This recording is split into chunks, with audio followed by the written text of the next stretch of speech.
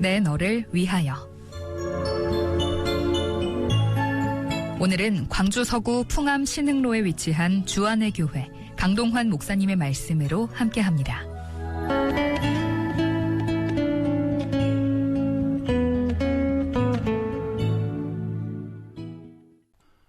방송가족 여러분 반갑습니다. 생명줄 복음 전도자 훈련원장 강동환 목사입니다. 오늘도 저는 로마서에 게시된 복음을 더 깊이 만나기 위하여 여러분과 함께 기록된 말씀을 따라가며 묵상하겠습니다. 로마서 6장부터는 구원받은 이후 실제로 의롭게 살아가야 하는 성도들의 삶에 대하여 기록하고 있습니다. 자신 안에 선함도 없고 의도 없는 신자는 하나님의 은혜로 예수 그리스도를 통해 믿음으로 말미암아 의롭다 하심을 얻었습니다. 신자는 의롭다 하심을 받음으로 구원이 끝나는 것이 아니라 이제는 삶 속에서 실제적인 의를 이루는 성화의 삶을 살아야 합니다. 신자가 의에 합당한 삶을 살며 믿음의 실천이 이루어질 때 점진적으로 성화됩니다. 이렇게 성화는 모든 구원받은 사람의 믿음의 증표입니다. 그러므로 신자가 삶 속에서 실제적인 의를 행하는 삶을 살지 못한다면 그의 구원을 의심해 봐야 할 것입니다. 만약 자신이 구원받은 그리스도인이라면 자신의 정체성에 합당한 열매가 나타나야 합니다. 사과나무는 사과 열매를 맺음으로 사과나무임을 증명합니다. 이와 같이 신자는 옛사람을 벗어버리고 새 생명이 점점 자라나 새 생명의 열매인 의로운 삶을 살고 성품이 거룩하게 변화되는 성화의 열매가 나타나야 합니다. 성화는 신자마다 개인차가 있습니다. 점진적으로 성화되어 예수 그리스도의 성품을 닮아가는 속도의 차이는 있지만 신자는 반드시 성화되어야 합니다. 그러나 신자 안에 육신의 소욕을 따라가는 성향이 강하면 성화는 참으로 더디고 어렵습니다. 그러므로 신자는 의지적으로 육신의 소욕을 따르려고 하는 몸의 행실을 성령으로 죽여야 합니다. 1절입니다. 그런즉 우리가 무슨 말을 하리요? 은혜를 더하게 하려고 죄에 거하겠느냐? 유대인들은 죄가 더한 곳에 은혜가 더하여졌다는 바울의 논증을 공격합니다. 만약 죄를 지어도 대가를 지불하지 않아도 되는 은혜가 임한다면 사람들이 죄를 더 짓게 될 것이라는 의미입니다. 죄가 더한 곳에 은혜가 넘친다면 사람들은 은혜를 더 받으려고 죄를 지을 것이다라는 주장입니다. 사도 바울은 이런 논리에 대하여 2절의 말씀으로 강하게 부정합니다. 그럴 수 없느니라. 죄에 대하여 죽은 우리가 어찌 그 가운데 더 살리요. 사도 바울이 2절에서 사용한 그럴 수 없느니라 라는 문장은 로마서에서 11번이나 나타납니다. 이 말은 말 그대로 강한 부정을 표현할 때 사용하는 말입니다. 이미 죄에 대하여 죽고 의롭게 된 사람은 계속 죄를 범하며 살 수 없다는 뜻입니다.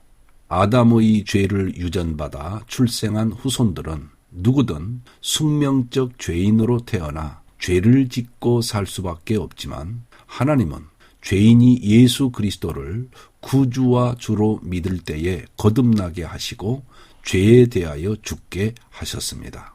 신자가 죄에 대하여 죽는 일은 신자의 노력이 아닌 하나님에 의하여 일어나는 사건이라고 성경은 증거합니다. 신자가 믿음으로 하나님의 생명을 가진 자로 거듭날 때 하나님에 의하여 죄에 대하여 죽는 사람이 되게 하십니다. 그렇다면 하나님은 신자를 어떻게 죄에 대하여 죽게 하셨을까요? 3절입니다. 무릇 그리스도 예수와 합하여 세례를 받은 우리는 그의 죽으심과 합하여 세례를 받은 줄을 알지 못하느냐.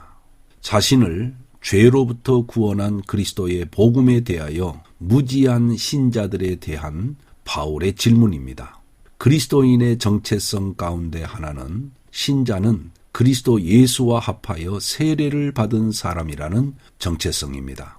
여기서 그리스도와 합하여 받은 세례는 예수 그리스도의 십자가의 죽으심과 신자가 연합되는 것을 의미합니다. 즉 예수 그리스도가 십자가에 못 박힐 때 신자도 함께 못 박혀 죽음을 당했다는 의미입니다. 그때 함께 못 박힌 사람은 실제 몸이 아닌 신자 안에 있었던 옛사람입니다. 신자는 그렇게 예수 그리스도와 연합되어 죄에 대하여 죽었고 새 생명을 얻었습니다. 이렇게 신자는 예수 그리스도와 자신이 하나가 되어 연합되었다는 사실을 믿음으로 받아들여야 합니다. 그러므로 그리스도 안에서 자신이 이미 부활하여 그리스도와 함께 하나님 앞에 산 자로 서게 되었다는 성경의 증언도 믿어야 합니다.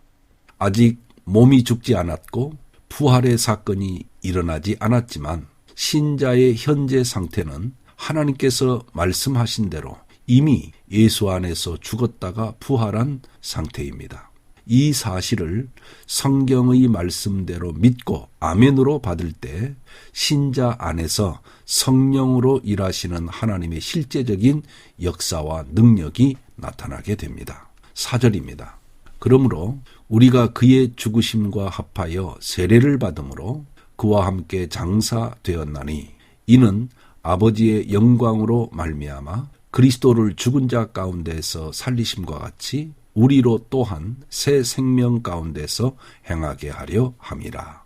예수 그리스도를 믿음으로 말미암아 그리스도와 연합된 신자는 그리스도 안에서 함께 죽고 함께 장사되며 함께 부활하게 되었다고 성경은 증거합니다. 바로 이것이 사도 바울이 모든 서신에서 즐겨 사용하는 엔 그리스도의 의미입니다. 엔 그리스도, 우리말로 그리스도 안에서라는 뜻입니다. 여러분, 신자는 그리스도 안에서 자신의 죄와 사망의 처리가 완전히 이루어졌음을 믿어야 합니다. 동시에 그리스도 안에서 그리스도의 의가 자신에게 전가되었고 하나님께 의롭다 하심을 받았음도 믿어야 합니다. 동시에 부활하신 예수 그리스도의 부활 생명이 신자 안에서 영원한 생명으로 이미 임하였고 이제는 새 생명으로 살아가는 사람이 되었다는 사실도 믿어야 합니다. 그런 믿음에 굳게 서서 자신의 그리스도인됨의 정체성을 지키며 믿음으로 사는 신자만이 세상을 이기고 육신을 이기고 마귀를 이기는 성도가 됩니다. 5절과 6절, 7절입니다. 만일 우리가 그의 죽으심과 같은 모양으로 연합한 자가 되었으면 또한 그의 부활과 같은 모양으로 연합한 자도 되리라. 우리가 알거니와 우리의 옛사람이 예수와 함께 십자가에 못 박힌 것은 죄의 몸이 죽어 다시는 우리가 죄에게 종노릇 하지 아니하려 함이니 이는 죽은 자가 죄에서 벗어나 의롭다 하심을 얻었음이라. 신자가 예수 그리스도의 십자가에 연합되었다면 예수 그리스도의 부활과도 자연스럽게 연합됩니다. 하나님의 말씀대로 신자의 옛사람은 그리스도의 십자가에서 그리스도와 연합하여 죽었고 죄의 몸이 죽었습니다. 신자가 다시 죄에게 종노릇하지 않기 위해서 신자의 옛사람, 즉 죄의 몸이 그리스도와 함께 죽었다는 말씀입니다. 그러므로 신자는 다시 죄에게 끌려다니며 죄에게 종노릇하지 않고 죄에서 해방되어 하나님께 의롭다 하심을 받은 의인이 되었습니다. 그러므로 여러분, 신자는 날마다 로마서 5장 11절의 말씀을 믿음으로 선언하고 그 진리를 계속 주장하며 살아야 합니다.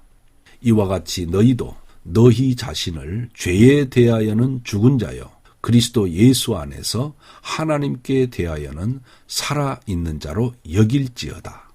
여러분, 여길지어다 이 말씀에 주목하십시오. 이 말씀은 나의 것으로 간주하다, 나의 것으로 삼다라는 뜻을 갖고 있습니다. 하나님께서 말씀하신 이 진리를 나의 것으로 삼고 계속 주장하십시오. 신자는 이 모든 진리를 내 것으로 믿고 여기고 살아가므로 죄와 세상과 마귀와의 치열한 영적 전쟁에서 이긴 자의 자리에 설 수 있음을 잊지 마시고 영적 전쟁의 승리자가 되시기 바랍니다. 아멘.